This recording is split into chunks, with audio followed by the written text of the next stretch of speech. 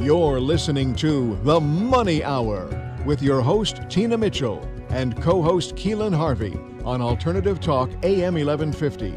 Now, back to the show with local mortgage experts Tina Mitchell and Keelan Harvey. Welcome back to The Money Hour with your host, Tina Mitchell. And co-host Keelan Harvey. Your local mortgage experts right here on 1150 AM KKNW, the Saturday, December 1st show. We are here to help you build a strong financial blueprint 1 week and one show at a time. If you're hearing our show at a different time or day, you are listening to a rebroadcast.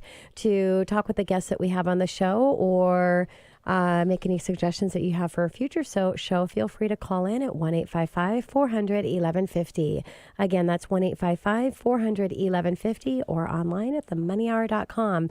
In studio right now, backed by popular demand, Lara Currie with Difficult Happens, Currie Support Services. Stop leaving dollars on the table, why you aren't the boss that you should be, and what you don't know is costing you. Welcome back, Lara. Thank you so much for coming in again. Thank you. It's so great to see you guys. And a little reminder about Lara, a little bit about her.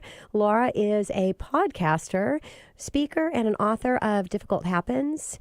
Defensiveness, miscommunication, and confusion cost you time and money and may lead to ill will. Leaders and business owners hire Lara to help them create strong boundaries, recognize triggers, and identify responses that lead to conflict so that they are able to navigate and minimize those difficult situations with grace. With 25 plus years of experience in high conflict positions, she has a unique and intuitive understanding of why people act and react the way they do. So, Lara, we've all had, I think being a leader is an art in itself. We've all had those people that are really good at what they do, and then they transfer over to this leadership position, and they can, try to get a message across, and it just doesn't come across the way they wanted it to, and it can be abrasive. So, I mean, what are some of the top 3 mistakes that you see that leaders make with all the people that you work with? I'm so glad you mentioned that because we start businesses because we are great at what we do. Yeah. Not because we're great with other people. And, you hope that you are, or else your business won't succeed. But, our passion is the work that we do. And I see these top 3 mistakes consistently with the people that I work with. And one of them is ignoring a micro boundary breach. Another one is tolerating a good enough employee. And the third one is not training your frontline staff to effectively deal with people. So I love those tips. So Lara, let's talk about what is micro boundary breach and why is it the most dangerous? You know why? Because they're so easy to ignore.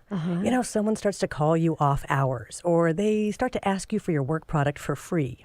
Or maybe they just speak disrespectfully to you. When you start to let those little tiny things go, well, it can really lead to a tiny crack in the wall that breaks wide open. You're basically letting people know that, sure, you can treat me like that.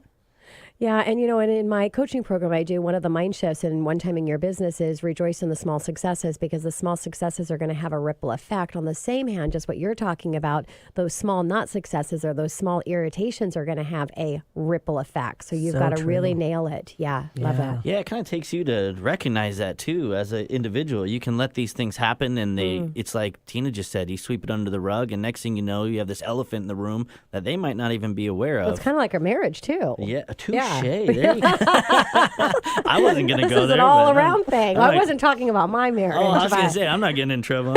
Other people's marriage, stuff. Yes. Yeah. So you mentioned about what is so bad about a good enough employee. Tell us more about that as a second rule. Yeah, Google's quest to build the perfect team uncovered this concept called psychological safety.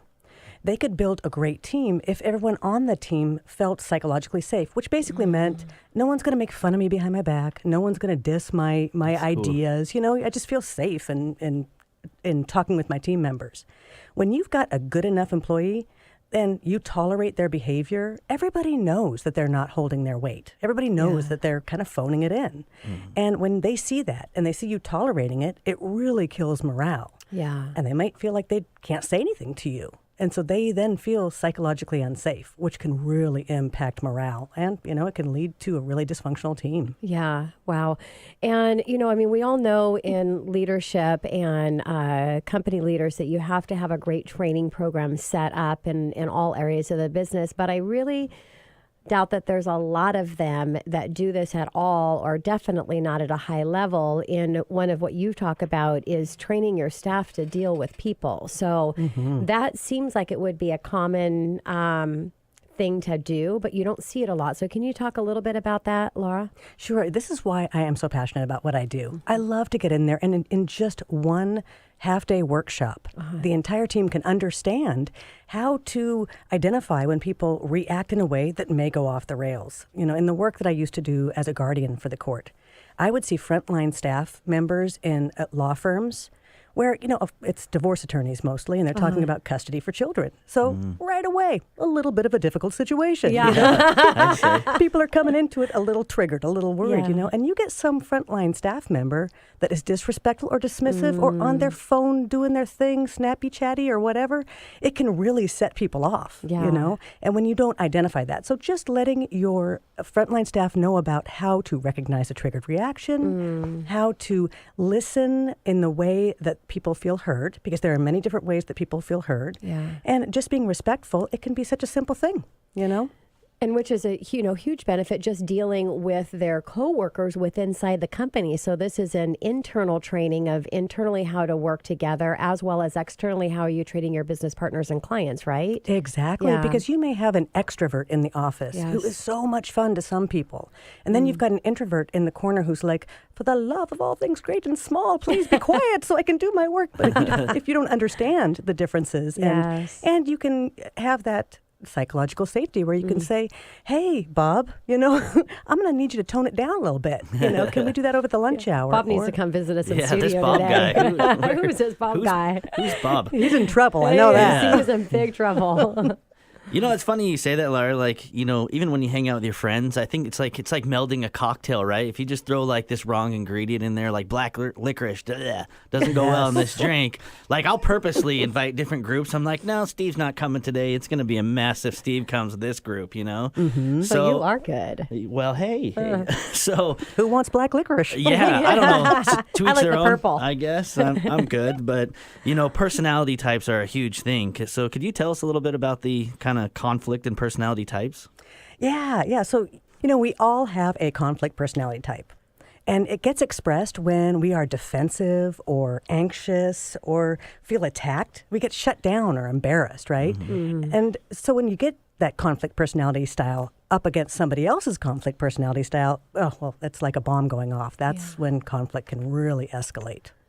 And so knowing this, Laura, and training people and teaching and coaching around it, you're actually able to get these conflicting, naturally based on personality type, complete opposite, be able to come into a marriage of a relationship within the company and work as if there were no issue, correct? Exactly. Once you identify your conflict personality style, you can know when it's going up against somebody else's. Yes. Yeah, I love that. So what about a conflict personality type and how that can impact your ability to lead an organization? Well, so there are four main types of conflict personality style. There is the controller, they're kind of perfectionists. There is the pleaser, and they're the helpers of the group.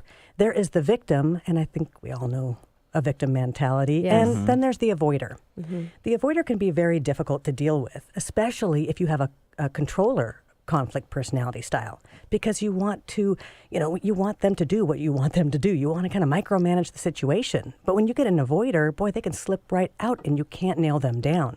So when you know your conflict personality style, and you know your employees or even your clients' conflict personality style, you can come up with a strategy to effectively communicate with them, especially over difficult topics. Because when you feel defensive, guaranteed that the other person will feel defensive. Yeah. Wow, that's pretty cool. By the way, for the record, I don't have a friend named Steve. I just want to let everybody know. Okay, thank goodness. Yeah. Is his name Bob? I felt like, no Bob either. Well, I don't know about a Bob. But Steve doesn't exist. Let's talk about Laura's book. Yeah, let's talk about Laura's book. In your book, Difficult Happens, how trigger boundaries and emotional impact you every day. You talk about impact triggered reactions have on all of us. What does this look like, Lara? I'm glad you asked because this is trigger season. Hey, welcome to yeah. Tis the season. it. Yes. And it's a perfect gift to give your Aunt Mabel if you're looking for a gift. But, we are triggered every day in many different ways. And I want to be super clear that this is not a trauma trigger, not an emotional trauma trigger. Okay. I'm talking about a triggered reaction. If someone judges one of my podcasts and says, Lara, I heard this podcast, but boy, you had a lot of ums and ahs and you sure are a heavy breather. I'm going to feel triggered. I'm going to, I'm going to go back and I'm going to kind of feel defensive. And basically when you're triggered, you're defensive. And when you're defensive, they're defensive. And that is a recipe for conflict. Disaster. Yeah. Difficulty. Yes. Yes. It ain't difficult. So how do you know when you were triggered? How does that look? Yeah. Have you ever heard those phrases, shouldering a burden or pain in the neck or sick to my stomach? Our body keeps the score. Yeah. Every emotion that we have, we hold physically. Yes. So I know for me, when I start to feel those raised shoulders or I hold my breath or my face feels flushed, something's going on. So you got to check in with yourself. Also, if you feel defensive, what's going on? Why do you feel defensive? Just take a beat, take a break, and check in with yourself. When I always say in everything, if you just follow I call it my navigation system, but it's your gut or your intuition. You just follow that; it'll never steer you wrong. But it's actually being able to recognize what that feels like and know that feeling really happens in the first few seconds. Yes. Otherwise, it starts to steer you in a different direction that's not real. Correct? Oh yeah, and so many of us spend so much time, especially around the holidays. Where it's just like, oh no, let it go, just ignore it, and that can really all of a sudden you're blowing up at your cat for no reason. Yeah. This could be very... A cat named Bob. That's who Bob is. It's the cat. I might change my cat's name. That's kind of cool. He's a bobcat. It's a bobcat. Bobcat. Jeez.